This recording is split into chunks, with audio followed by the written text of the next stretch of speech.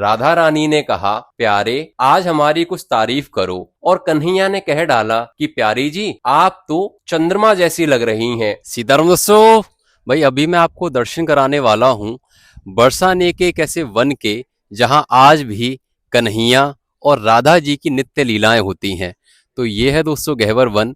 यहाँ की पूरी कहानी बताऊंगा मैं आपको व्लॉग में आगे, साथ ही कराऊंगा इस वन के पूरे दर्शन। तो ये है दोस्तों मेरे बरसाना ब्लॉग की सीरीज का पार्ट 3। पार्ट 2 में दोस्तों हमने दर्शन किए थे सांकरी खोर के। सांकरी खोर के दर्शन करने के बाद मैं चल पड़ा आगे गहवर वन के दर्शन करने के लिए। थोड़ी देर के बाद दोस्तों मैं आ जाता हूँ गहवर वन के बाहर। अब जब तक मैं आपको यहाँ की कहानी बताऊंगा तब तक आप यहाँ की परिक्रमा लगा लेना और गहवर वन के दर्शन भी कर लेना। हालांकि दोस्तों वन में जाने से पहले मैं आपको ये बता दूं कि यहाँ दर्शन करने के लिए सिर्फ यहाँ की लता पता, पेड़ पौधे और यहाँ की रज ही है। और यही बात दोस्तों ब्रज को बहुत ही ज्यादा अद्भुत बनाती है, क्योंकि यहाँ जो पेड़ पौधे हैं जिन्हें हम साधारण पत्ते और लकड़ी के रूप में देखते हैं, वो दरअसल दोस्तों न जाने कोई संत महात्मा हैं, ऋषि मुनि हैं, देवता हैं, जो यहाँ न जाने कब से लगातार तपस्या कर रहे हैं। किस लिए? ब्रज में वास करने के लिए। बाकी दोस्तों गहवर वन को इतना गहरा बताया जाता था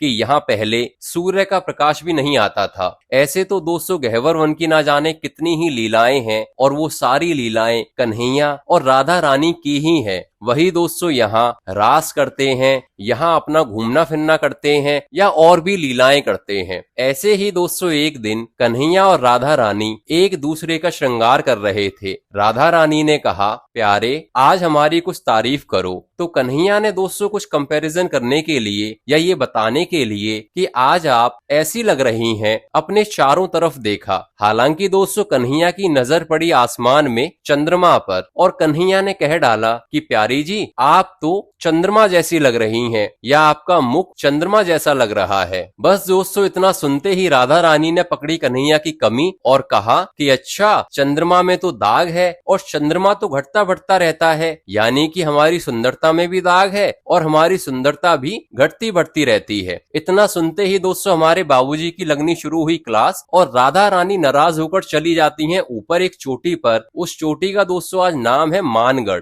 मानगढ़ इसीलिए नाम पड़ा कि राधा रानी वहां मान करके नाराज होकर बैठ जाती हैं। तो ऐसे दोस्तों यहाँ की कथाएं हैं और ऐसे ही यहाँ की लीलाएं हैं। यही था दोस्तों यहाँ का कंप्लीट व्लॉग। अब मिलेंगे आपसे अगले व्लॉग में नए मंदिर और नई कहानी के साथ। तब तक के लिए गहवर वन की लता पताओं को सीताराम कहना ना भूलें।